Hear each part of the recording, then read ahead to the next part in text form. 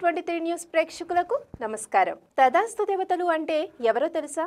సాధారణంగా మనం చాలా సందర్భాలలో ముఖ్యంగా సాయంత్రం వేళలో మాట్లాడే సమయంలో ఎవరైనా అమంగళకరమైన మాటలు అంటుంటే మన పెద్దలు పైన తదాస్తు దేవతలు ఉంటారు, వారు తదాస్తు అంటే మనకు అంతా చెడే జరుగుతుంది అని మనల్ని హెచ్చరించడం చాలా సందర్భాల్లో చూసి ఉంటాం.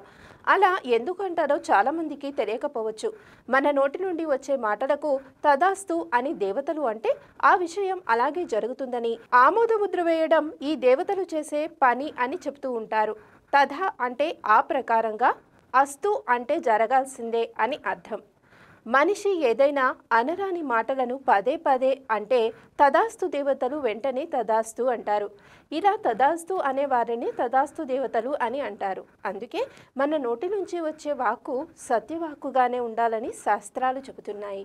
అయితే ఇంతకీ తదాస్తు దేవతలు ఎవరు? ఏ సమయంలో తదాస్తు దేవతలు తిరుగుతారు అనే వివరాలను ఇప్పుడు చూద్దాం. పురాణాల ప్రకారం సూర్యుని భార్య అయిన సంధ్యాదేవి సూర్యుని వేడిని భరించలేక గుర్రం రూపాన్ని దాల్చి కురుదేశం వెళ్తుంది. గుర్రం రూపంలో ఉన్న సంధ్యాదేవిని చూసి సూర్యుడు కూడా గుర్రం రూపాన్ని దాల్చి సంధ్యాదేవి దగ్గరకు వెళ్తాడు. ఇలా వీరిద్దరి కలయిక వల్ల పుట్టిన వారే అశ్విని కుమారులు. వీరినే తదాస్తు దేవతలని, దేవతా వైద్యులని కూడా అంటారు. పురాణాల ప్రకారం మహాభారతంలో పాండురాజు భార్య మాద్రికి మంత్ర ప్రభావంతో నకుల సహదేవులుగా వీరు జన్మిస్తారు. అంతేకాదు, ఆయుర్వేదాన్ని దక్ష ప్రజాపతి నుంచి అభ్యసించి ఇంద్రునికి నేర్పించారు. వీరి సోదరి ఉష. ఈమె ప్రతిరోజు వీరిని బ్రహ్మ ముహూర్తంలో మేల్కొల్పుతుంది. ఆ తర్వాత వారు తమ సోదరి ఉషను ముందు కూర్చోబెట్టుకొని రథాన్ని అధిరోహించి తూర్పు నుంచి పడమరకు ప్రయాణిస్తారట. వీరు చాలా వేగంగా ప్రయాణిస్తూ ఉంటారు. వీరు ప్రయాణించే మార్గంలో తదాస్తు అనుకుంటూ వేదమంత్రాలను జపిస్తూ ఉంటారు. యజ్ఞాలు, యాగాలు జరిగే చోట వీరు ఎక్కువగా సంచరిస్తూ ఉంటారు. అశ్విని కుమారులు ఒక చేత్తో ఆయుర్వేద గ్రంథాన్ని, మరో చేత్తో అభయహస్తాన్ని చూపిస్తూ తిరుగుతూ ఉంటారని పండితులు చెప్తారు.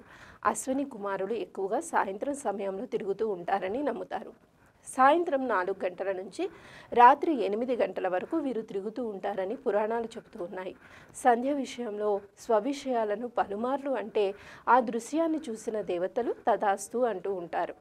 మన దగ్గర ఎంత ధనమున్నా తరచూ డబ్బు లేదు లేదు అని పలుమార్లు అంటే నిజంగా లేకుండానే పోతుంది. ఆరోగ్యంగా ఉండి అనారోగ్యంతో ఉన్నామని తరచూ అంటే నిజంగానే అనారోగ్యం ప్రాప్తిస్తుందట. ఇతరులకు హాని చేయకుండా నిస్వార్థంగా కోరుకుంటేనే అలాంటి పనులకు మాత్రమే దేవతలు తదాస్తు అంటారట. ఎవరైనా మనకు అన్యాయం చేసినప్పుడు మనం పదే పదే వారి గురించి మాట్లాడుకుంటూ ఉంటాం. తదాస్తు దేవతలు ఈ మాటలను విని తదాస్తు అంటారట.